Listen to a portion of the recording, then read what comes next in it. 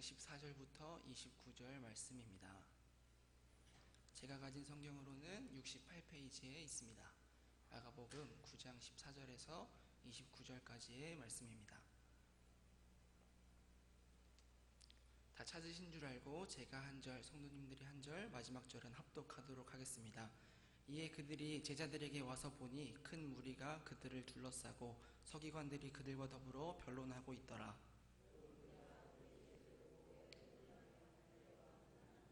예수께서 물으시되 너희가 무엇을 그들과 변론하느냐?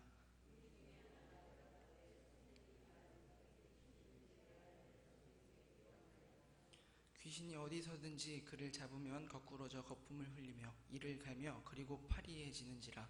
내가 선생님의 제자들에게 내쫓아달라 하였으나 그들이 능히 하지 못하더이다.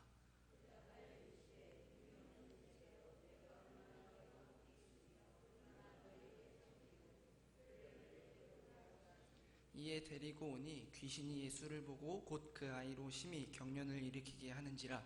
그가 땅에 엎드러져 구르며 거품을 흘리더라.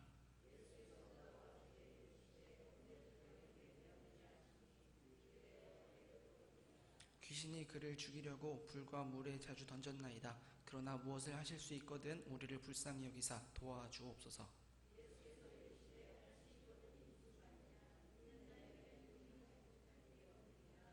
곧 그 아이의 아버지가 소리를 질러 이르되 내가 믿나이다. 나의 믿음 없는 것을 도와주소서 하더라.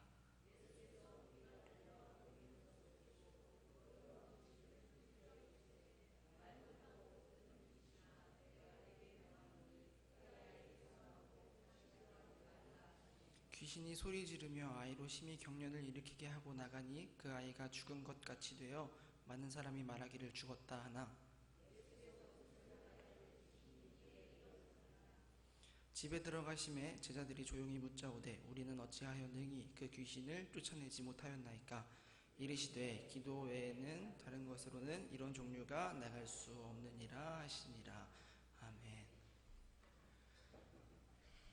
우리 함께 오늘 읽은 본문을 가지고 오늘의 은혜라는 제목으로 함께 은혜를 나눠보려고 합니다.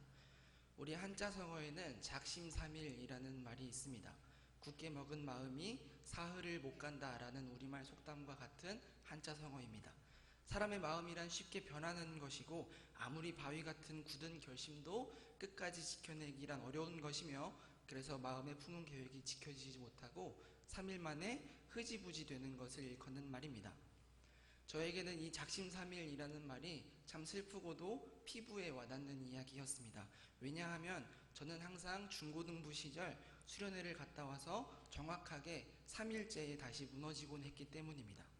수련회에서 말씀을 통해 은혜를 받고 새로운 것을 배우고 때로는 알고 있었던 것이라도 새롭게 결단하고 그렇게 울며 기도하고 돌아와서는 정확히 3일째에 결단한 것들이 무너지고 받았던 은혜들을 잊어버리고 살아가는 모습을 매번 발견하곤 했었습니다. 물론 당연히 그 은혜가 수련회에만 있는 것이 아니기 때문에 이 문제 역시 매주 주일 주님 앞에 예배드리는 모든 기독교인들에게 어쩌면 동일하게 적용되는 이야기이기도 할 것 같습니다. 우리는 말씀을 통해 예배를 통해 은혜를 받지만 새로운 핑계를 대며 때로는 새로운 환경, 새로운 문제에 걸려 다시 넘어지는 나의 삶을 발견하곤 합니다. 우리는 매번 말씀을 듣고 이어서 찬양을 합니다. 무려 그 찬양을 결단 찬양이라고 부르며 이어서 결단의 기도를 하며 그날 주신 그 말씀 앞에 그 은혜 앞에 결단을 합니다. 때로는 더 나아가서 예배 가운데 놀라운 은혜를 경험하고 소명의식이라는 것이 생기기도 합니다. 그러나 그 은혜 이후에 우리의 삶에 다시 문제가 찾아오게 되는 것입니다. 새로운 아픔이 다가오기도 하고 새로운 유혹이 다가오기도 하고 그렇게 새로운 문제들 앞에 때때로 우리는 다시 실패할 때가 너무나 많은 것 같습니다. 우리가 예수 믿는 사람으로서 마땅히 예수님 따라가는 예수님 닮아가는 삶을 살아야 하는데 우리가 구원받은 사람으로서 성화의 가정, 두렵고 떨림으로 그 구원을 이루며 살아가야 하는데 그게 잘 되면 얼마나 좋겠습니까? 그러나 작심삼일 굳게 먹은 마음이 사흘을 못 간다라는 우리말 속담 한자 성어처럼 죄악된 사람의 마음은 쉽게 변하고 바위같이 굳은 결심도 끝까지 지켜내기가 참 어려운 것 같습니다.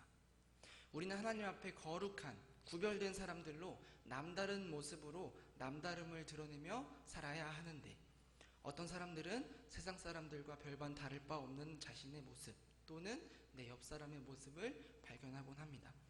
결단을 지켜내지 못하고 그 은혜를 잊어버리고 다시 넘어지고 마는 모습을 발견하곤 합니다. 이러한 것들을 오늘 본문의 표현으로는 이렇게 표현할 수 있을 것 같습니다. 남들이 말하기를 그들이 능히 못하더이다 라고 표현할 수 있을 것 같습니다. 오늘 본문은 예수님께서 베드로와 요한과 야고보를 데리고 기도하시러 산에 올라가셨다가 기도하실 때에 영광스러운 모습으로 변화되시는 사건, 그 이후에 예수님께서 다시 산에서 내려오신 후에 일어난 일을 기록하고 있습니다. 이제 새로운 날이 밝았습니다.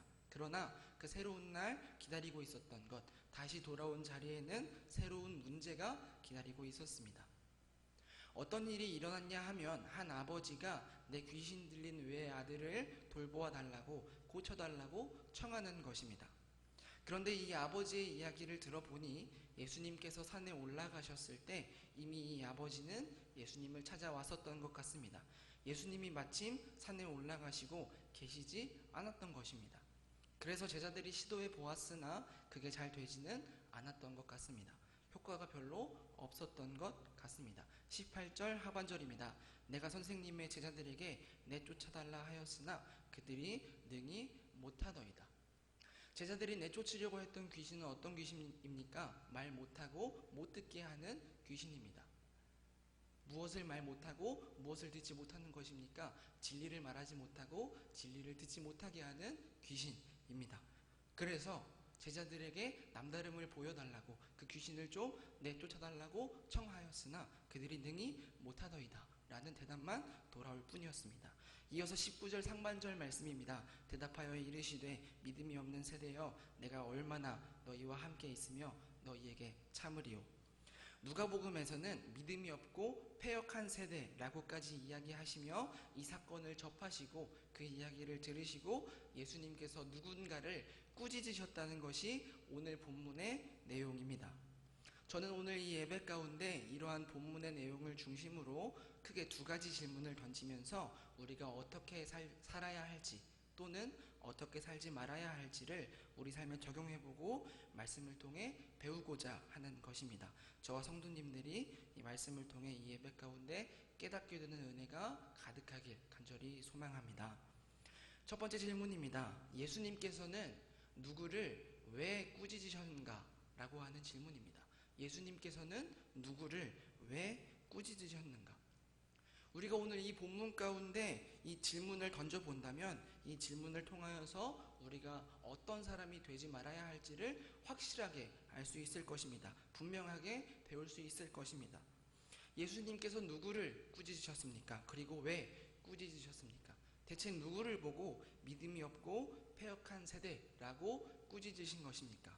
첫 번째로 예수님께서는 큰 무리들을 꾸짖으셨습니다. 먼저 마가복음 9장 17절입니다. 제가 읽어드리겠습니다.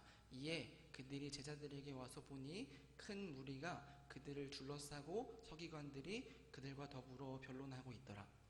오늘 본문에서 예수님께서 산에서 내려오신 후에 처음으로 마주친 사람들입니다. 큰 무리가 예수님을 맞았습니다. 그런데 알고 보니 이 큰 무리가 무엇을 하고 있었느냐 하면 제자들을 둘러싸고 변론을 하고 있었습니다.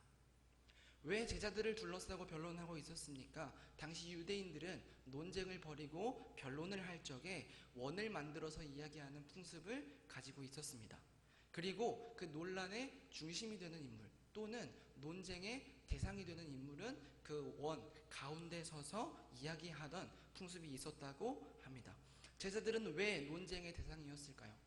그들이 무엇으로 제자들과 더불어 변론하고 있었을까요? 무엇을 가지고 이야기하고 있었을까요? 귀신 들린 그 아이를 제자들에게 데리고 왔으나 그들이 능히 하지 못했다는 그 사건으로 서기관들이 제자들을 둘러싸고 의도적으로 공격하고 있었으며 그들을 둘러싼 큰 무리들은 그것을 방관하고 있었거나 그것에 동조하고 있었다는 것입니다. 그래서 이렇게 꾸짖으십니다. 믿음이 없는 자여 라고 꾸짖지 않으시고 믿음이 없고 패역한 세대여, 이렇게 그 세대를 꾸짖으십니다. 그 세대 전체를 꾸짖으십니다. 왜 꾸짖으셨습니까? 자신의 부족함은 바라보지 않고 옆 사람을 정죄하는 태도 때문입니다. 다른 사람의 아픔에 관심을 가지지도 않고 정작 자신은 위로해 주지도 다가가 주지도 않으면서 다른 사람의 연약함만 공격하는 신앙의 태도 때문입니다. 즉 하나님 앞에 겸손하지 못한 태도 때문입니다. 하나님을 안다고 말하면서 신앙생활 가운데 그 은혜를 분명히 받았다고, 그 은혜를 입은 자라고 고백하면서, 은혜 받은 자라고 고백하면서 그 앞에 자신이 어떤 존재인지는 바라보지 못하고, 자신의 연약함은 바라보지 못하고, 그렇다고 다른 사람에게 자신이 엄청난 은혜를 베풀면서 사는 것도 아니면서 다른 사람의 실패, 연약함을 공격하고 정죄하는 신앙의 태도 때문입니다. 사랑하는 성도 여러분, 인간의 죄악된 본성 때문에 아마 은혜 이후에 실패하지 않는 사람들은 없을 것입니다. 어쩌면 끊임없이 넘어지고 실패하는 것이 일반적인 일일지도 모릅니다. 그러나 그래서 우리는 끊임없이 하나님의 은혜만을 의지하는 자가 되어가는 것입니다. 우리의 삶은 연약하지만 그럼에도 불구하고 마땅히 은혜 입은 자로서 끊임없이 나의 부족함을 점점 비워가고 예수로 채워지며 나는 죽고 예수로 살아가는 삶을 사는 것이 하나님의 은혜를 의지하는 사람들의 삶인 줄로 믿습니다. 우리는 도덕적인 삶을 사는 것이 아니라 예수로 사는 삶을 살아가는 것입니다. 그런데 그렇다면 그 삶을 잘 살아내고 있다고 해서 나를 자랑할 수 있는 것일까요? 아니라는 것입니다. 지난번 오후 예배 설교 가운데도 나눴던 이야기지만 우리는 말씀을 따라 겸손한 자가 되어야 합니다. 성경에서 말하는 겸손이란 무엇이냐면 하나님이 누구신지를 알고 그 앞에 내가 어떤 존재인지를 아는 사람이 되는 것입니다. 우리는 겸손한 자가 되어야 합니다. 우리는 하나님이 누구신지를 알고 그 앞에 내가 어떤 존재인지를 아는 사람이 되어야 합니다. 우리는 대체 어떤 존재입니까? 하나님의 은혜로 구원이 시작되었고 그 은혜 안에 계속해서 구원의 삶을 살아가는 존재입니다. 시작과 진행, 결과까지 모든 것이 하나님의 은혜일 수밖에 없는 삶을 살아가는 자들입니다. 그 하나님의 은혜 앞에 우리가 어떤 존재인지를 안다면, 우리가 어떤 은혜를 받은 사람인지를 안다면, 우리 역시 하나님의 은혜로만 살아가는 자임을 안다면 다른 사람의 실패 앞에 정죄하고 공격하는 태도는 올바른 태도는 아니라는 것입니다. 물론 우리는 악을 미워하고 하나님을 따라가되 함께 신앙생활하는 공동체입니다.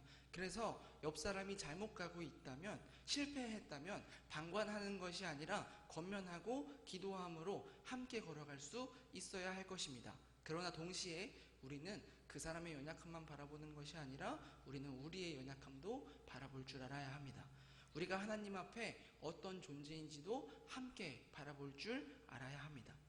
우리는 그렇게 옆 사람의 실패에 함께 슬퍼하고 애통해하고 함께 마음 아파하고 죄를 미워하고 죄 앞에 의로운 분노를 터뜨릴지언정 사람을 정죄하는 자는 되지 말아야 하겠습니다. 바라기는 그렇게 하나님 앞에 겸손한 저와 성도님들이 되시기를 간절히 소망합니다. 두 번째로 아이의 아버지를 꾸짖으셨습니다. 이 믿음이 없고 패역한 세대라고 꾸짖은 이 세대 속에는 아버지가 포함되어 있었을까요? 포함되어 있지 않았을까요? 만약 포함되어 있었다면 그 아이의 아버지는 왜 꾸짖으셨을까요? 굳이 이 세대 속에 아버지를 포함시키지 않는다고 하더라도 그 뒤에 이어지는 본문을 통해 우리는 아이의 아버지의 태도를 발견할 수 있습니다. 그 뒤에 예수님께서는 아버지를 따로 또 꾸짖으십니다. 우리 함께 마가복음 9장 22절에서 23절 말씀을 함께 읽어봅시다. 시작. 귀신이 그를 죽이려고 불과 물에 자주 던졌나이다. 그러나 무엇을 하실 수 있거든 우리를 불쌍히 여기사 도와주옵소서. 예수께서 이르시되 할 수 있거든이 무슨 말이냐? 믿는 자에게는 능히 하지 못할 일이 없느니라 하시니. 한글로 번역된 본문에서는 그 뉘앙스가 잘 와닿지 않는데 원어 성경으로 보면 그 내용이 이러합니다. 아마 제자들의 실패 때문인지 아이의 아버지는 예수님을 확실히 믿지는 못하고 이렇게 이야기하고 만 것입니다. 아니, 제자들이 여러 명 달라붙었는데도 안 됐는데 만약 당신에게 더 큰 능력이나 역량이 있으시거든 우리를 좀 도와주세요. 이렇게 이야기한 것입니다. 아이의 아버지는 왜 꾸짖으셨습니까? 아이의 아버지는 예수님을 확실히 전적으로 신뢰하지 못하는 그 태도 때문에 꾸짖음을 받습니다. 예수님을 전적으로 신뢰하고 있지는 않지만 도움은 필요하다는 태도. 나의 것, 나의 마음, 나의 믿음은 드리고 있지 않지만 내 문제는 해결되었으면 하는 미적지근한 태도 때문입니다. 들어주시면 감사한 거고 안 들어주셔도 손해볼 게 없다는 것입니다. 만약 이러한 태도가 단순히 내 아들을 고쳐달라는 일이 아니라 다른 문제에서 나타났다면 어떤 일이 일어났을까요? 나는 그 어떤 것도 하지 않고 그 어떤 것도 드리지 않고 그다지 하나님을 의지하며 살지도 않고 적당히 미적지근하게 지내다가 당장 나의 문제만, 당장 내 눈앞에 문제가 생겼을 때에 기도를 통해서 그냥 그 문제만 단순히 해결하고자 하는 것입니다. 그냥 쉽게 표현하자면 예수님을 믿음의 대상이 아니라 마치 알라딘에 나오는 지니의 요술 램프처럼 여기는 태도, 문지르기만 하면 소원을 들어주시는 존재로 여기는 태도, 예수님을 자판기처럼 사용하는 태도일 것입니다. 나는 하나님께 아무것도 드리지 않으면서 사실 그다지 의지하지도 않으면서 나의 문제만 해결받고자 하는 태도입니다. 이러한 태도를 조금 폭을 넓혀서 신앙생활에 그대로 가져오면 은혜만을 구하는 태도라고 이야기할 수 있을 것입니다. 조금 감이 잘 안 오시나요? 하나님께 도와달라고 기도만 하는 것입니다. 하나님께 올려드리는 믿음도 없이 나의 문제를 해결하려는 의지도 노력도 올려드리지 않고 하나님께 기도만 하는 것입니다. 학생으로 이야기하자면 하나님 앞에 준비되는 마음으로 공부하는 노력은 하나도 올려드리지 않고 공부는 하나도 안 하고 성적 잘 나오게 해달라고 기도만 하는 것입니다. 나의 삶에 하나님이랑 찾아볼 수 없고 하나님께 올려드리는 그 어떤 것도 없었지만 당장 내 문제가 해결되길 바라는 마음으로 그 문제만 바라보며 하나님께 소원을 들어달라고 기도하는 것입니다. 만약 이 문제가 다른 어떤 문제가 아니라 나의 연약한 문제, 나의 죄 문제로 오면 어떻게 될까요? 내가 죄를, 연약함을 이기려고 하는 노력은 전혀 없이 하나님께 도와달라고 기도만 하는 것입니다. 그리스도인으로서 마땅히 드러나야 하는 나의 삶의 변화, 아니 그렇게 변화하려고 하는 노력조차 없이 도움만을 추구하고 기도만, 내 문제가 해결되기만 추구하고 하나님은 추구하지 않는, 그래서 돌아가서도 똑같이 죄 가운데 살아가는 그런 태도 말입니다. 아무런 노력도 없이 기도만 하면 변화될 거야, 하나님의 은혜로 변화될 거야 라고 이야기하며 기도만 하는 것입니다. 아까 큰 무리들이, 서기관들과 그 큰 무리들이 행위, 자기의 의를 강조하고 행위만 붙잡고 나아가는 경우였다면 아마 이 아버지의 경우는 정반대의 경우일 것입니다. 우리는 분명히 하나님의 은혜로 살아가는 자들이 맞습니다. 구원에 있어서도 그렇습니다. 우리가 하는 것이 아니라 하나님께서 은혜로 의롭다 칭해 주셔서 구원받은 것도 맞습니다. 하지만 우리에게도 세상이 아니라, 죄가 아니라 하나님을 선택하는 우리의 믿음의 발걸음이 필요하다는 것입니다. 우리 편에서도 은혜 받은 자로서 마땅히 우리의 결단과 노력을 통한 삶의 변화의 모습이 분명히 있어야 한다는 것입니다. 물론 우리는 기도도 해야 합니다. 우리는 죄인이고 연약하기에 끊임없이 하나님의 은혜를 구하는 자들이기 때문입니다. 오늘 본문에서 꾸짖음을 받은 뒤에 아이의 아버지처럼, 예수님께서 꾸짖으신 뒤에 아버지처럼 나의 믿음 없는 것을 도와주소서 하고 기도해야 할 것입니다. 마가복음 9장 24절입니다. 곧 그 아이의 아버지가 소리를 질러 이르되 내가 믿나이다, 나의 믿음 없는 것을 도와주소서 하더라. 그러나 사랑하는 성도 여러분, 우리는 하나님의 은혜와 우리의 노력, 이 두 가지 모두 추구해야 하는 자들입니다. 그 두 가지 모두 분명히 따라가야 하는 자들입니다. 분명히 우리는 연약합니다. 우리는 죄를 안 지을 수 없는 존재일지도 모르겠습니다. 그러나 우리는 죄를 안 지을 수 없는 존재일지는 모르지만 죄를 안 지으려고 발버둥은 칠 수 있는 존재입니다. 우리는 매 예배 가운데 분명히 다시 하나님의 은혜를 구하고 다시 배우고 깨닫고 기도하는 존재이지만 동시에 돌아가서 그 받은 은혜를 통하여서 우리의 삶의 예배, 삶 속에서도 죄를 선택하는 것이 아니라 하나님을 선택하며 하나님을 찬양하며 하나님을 따라가는 우리의 삶의 예배 또한 드려야 하는 존재입니다. 우리의 삶을 드려야 하는 존재입니다. 오늘 본문에서 아이의 아버지는 무언가 드리려고 하는 삶의 모습은 전혀 없이 믿음도 없이 그저 자신의 문제를 공짜로 해결받고자 하는 태도로 나왔기에 꾸짖음을 받은 것입니다. 또 더 크게 오늘의 본문의 내용을 종합해서 살펴보았을 때는 우리는 행위를 추구하되 서기관들과 그 큰 무리들처럼 나의 의를 드러내며 행위만을 강조하면서 다른 사람을 정죄해서는 안 되고, 또 반대로 우리는 은혜를 추구하되 아이의 아버지처럼 은혜만을 추구하고 주저앉아 있는 그런 삶의 태도도 가져서는 안 될 것입니다. 우리는 오늘 이들이 왜 꾸짖음을 받았는지를 분명하게 배우고 이것들을 경계하는 삶을 살아야 합니다. 바라기는 그렇게 하나님의 은혜와 우리 삶 사이에서 하나님 보시기에 아름다운 균형을 이루며 그렇게 구원받은 성도의 삶을 살아가시는 성도님들 되시길 간절히 소망합니다. 마지막으로 제자들의 이야기를 하려고 하는데, 사실 이 제자들이 믿음이 없고 패역한 세대 속에 포함되는가에 대해서는 신학적으로도 조금 논란이 있습니다. 제자들에게 믿음이 없었는가에 대해서도 논란이 있습니다. 그래서 질문을 조금 바꿔서 두 번째로 이 질문을 던져보려고 합니다. 제자들을 왜 꾸짖으셨는가가 아니라 그 질문을 살짝 바꿔서 이렇게 질문하려고 합니다. 제자들은 왜 실패했는가? 제자들은 대체 왜 실패했는가? 다행히 이 질문에 대해서는 예수님께서 분명하게 답을 주고 계십니다. 28절, 29절 말씀입니다. 함께 읽어보겠습니다. 시작.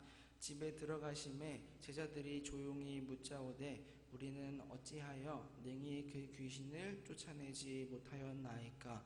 이르시되 기도 외에 다른 것으로는 이런 종류가 나갈 수 없느니라 하시니라. 아멘.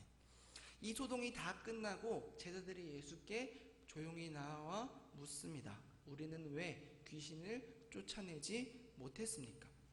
사실 제자들이 귀신을 내쫓으려고 한 것이 이번이 처음이 아닙니다. 제자들은 귀신을 내쫓으려고 했던 경험이 분명히 있었고 성공한 경험이 있었습니다. 담대하게 거품을 물고 발작하고 있는 귀신들이 나에게 나아갈 수 있었던 이유도 그것입니다. 마가복음 6장 7절입니다. 제가 읽어드리겠습니다. 12제자를 부르사 둘씩 보내시며 더러운 귀신을 제어하는 권능을 주시고, 6장 13절입니다. 많은 귀신을 쫓아내며 많은 병자에게 기름을 발라 고치더라. 만약에 처음부터 제자들이 할 수 없었다면 그냥 예수님이시니까 가능했구나. 나는 연약했지만 예수님이시니까 됐구나. 입이 자꾸 마르네요. 죄송합니다. 그냥 예수님이시니까 됐구나 라고 하고 생각하고 넘어가면 될 일이었습니다. 그런데 이들은 예수님의 권능을 받아 귀신을 내쫓는데 성공까지 했었던 경험이 분명히 있었습니다. 그러니 예수께 나와 묻는 것입니다. 우리가 그때는 됐는데 왜 지금은 능히 귀신을 쫓아내지 못하였나이까? 이 질문에 대해 성경에는 두 가지 버전의 답변이 등장합니다. 첫 번째는 오늘 마가복음의 기도 외에 다른 것으로는 이런 종류가 나갈 수 없다 라고 기도의 이야기를 하신 본문과, 두 번째로 마태복음 7장 20절에 나타난 마태복음의 버전입니다. 여기에서는 믿음의 이야기를 합니다. 이르시되 너희 믿음이 작은 까닭이니라. 진실로 너희에게 이르노니 만일 너희에게 믿음이 겨자씨 한 알만큼만 있어도 이 산을 명하여 여기서 저기로 옮겨지라 하면 옮겨질 것이요 또 너희가 못할 것이 없으리라. 이렇게 두 가지 버전의 답변이 등장합니다. 제자들은 대체 왜 실패했을까요? 마가복음의 본문부터 살펴보면 예수님의 답변은 이렇습니다. 제자들이 왜 그때는 되고 지금은 안 됐습니까? 라고 묻는 질문에 예수님께서는 기도 외에 다른 것으로는 이런 종류의 귀신이 나갈 수 없느니라 라고 말씀하십니다. 왜 저런 종류의 귀신은 내쫓을 수 있었고 이런 종류의 귀신은 내쫓을 수 없었습니까? 기도가 없었기 때문입니다. 아마 예수님의 이 이야기로 미루어 보건대 제자들은 이번에는 기도를 하지 않았던 것 같습니다. 왜요? 왜 기도하지 않았을까요? 성공했기 때문입니다. 아, 이게 되는구나. 자기가 할 수 있다고 생각했기 때문입니다. 더 정확히는 과거의 은혜로 오늘의 문제를 이겨내려고 했기 때문입니다. 과거의 승리로 오늘도 승리하려고 했기 때문입니다. 말씀을 시작하면서 나누었듯이 우리가 은혜를 받았지만 실패할 때가 많습니다. 왜죠? 새로운 핑곗거리가 생기고 새로운 문제가 생기고 새로운 고민이 생기고 새로운 유혹이 다가오기 때문입니다. 세상은 우리를 그렇게 흔듭니다. 사탄은 우리를 그렇게 공격합니다. 새로운 것으로, 더 재밌는 것, 더 자극적인 것을 찾도록 우리를 흔듭니다. 그렇게 새로운 방법으로 또는 더 강한 유혹으로 더 자극적인 것으로 찾아오는 그 악한 영들 앞에 우리는 과거의 은혜로 싸우는 것이 아니라 과거의 승리 경험으로 안주하는 것이 아니라 오늘의 은혜로 싸워나가야 하는 것입니다. 과거의 은혜로는 오늘의 새로운 이러한 종류의 문제를 이겨내기 힘든 것입니다. 저는 초반에 말씀드렸듯이 항상 3일째에 정확히 무너지곤 했습니다. 은혜를 받은 후의 삶이지만 왜 작심 3일이었을까요? 3일 전의 은혜로 오늘의 문제를 이겨내려고 했기 때문입니다.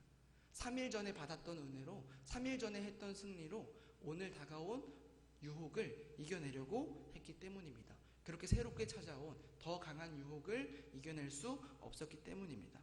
오늘의 기도가 없었기에 제자들은 이렇게 실패했습니다. 기도가 어떤 행위입니까? 우리가 기도하면 그걸 듣고 하나님이 우리의 소원을 들어주시는 것이 기도입니까? 아닙니다. 기도는 하나님의 은혜를 의지하는 행위인 것입니다. 그래서 우리는 하나님의 은혜에 의지하여 회개 기도를 합니다. 나의 힘으로 해결할 수 없는 문제 앞에 하나님의 은혜 앞에 의지하여 간구 기도를 합니다.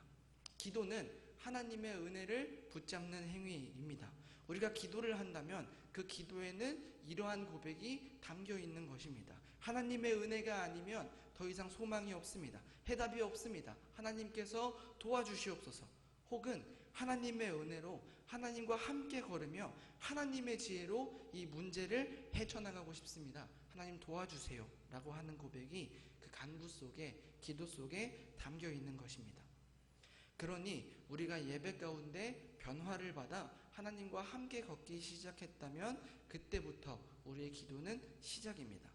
이만큼 예배 드렸으니, 이만큼 기도했으니 괜찮아가 아니라 우리의 기도는 그때부터 시작입니다. 날마다 하나님의 은혜를 붙잡는 것입니다. 날마다 하나님과 함께 걷겠다고 다짐하는 것입니다. 기도하고 있는 삶 가운데 또다시 은혜를 받았다면 그때부터는 더 뜨거운 기도의 시작이 되어야 할 것입니다. 이 관점으로 마태복음 버전의 예수님의 답변을 한번 살펴볼까요? 겨자씨만한 믿음이 산을 옮긴답니다. 그렇다면 우리의 믿음이 대단한 것입니까? 우리도 너무 잘 알고 있듯이 우리는 예수님을 믿음으로 구원받을 수 있습니다. 하나님이 세상을 이처럼 사랑하사 독생자를 주셔서 그를 믿는 자마다 멸망하지 않고 영생을 주시겠다고 약속하셨습니다. 그렇다면 우리의 믿음이 대단한 것입니까? 우리는 우리의 믿음을 붙잡고 훗날 하나님 앞에 섰을 때 우리의 믿음을 휘두르는 것입니까? 하나님, 내 믿음이 이만큼입니다. 나의 믿음은 산도 옮기는 믿음입니다. 자랑하는 것입니까? 내 믿음은 산도 옮깁니다. 아닙니다. 나의 겨자씨만한 믿음을 사용하셔서 산을 옮겨주시는, 나의 겨자씨보다도 더 작은 믿음을 사용하셔서 구원을 이루어 나가시겠다고 약속하신 하나님의 은혜입니다. 사랑하는 성도 여러분, 오늘의 은혜로 오늘의 문제를 이겨내시길 소망합니다. 오늘의 믿음으로 문제를 능히 이겨내시길 소망합니다. 과거의 승리로는 이러한 종류가 나갈 수 없습니다. 우리는 어제 은혜를 받았다면 그 은혜로 오늘도 내일도 살아가는 것이 아니라, 그 승리에 만족하고 안주하는 것이 아니라 어제 받은 그 은혜로 다시 새롭게 오늘도 하나님 앞에 다시 엎드리는 것입니다. 그래서 오늘은 오늘의 은혜를 구하는 것입니다. 그렇게 오늘 새로운 핑계, 새로운 유혹, 새로운 문제가 다가왔다면 우리는 더 새롭게 하나님 앞에 다시 엎드리고 다시 기도하는 자가 되어야 할 것입니다. 우리는 오늘 더 새롭게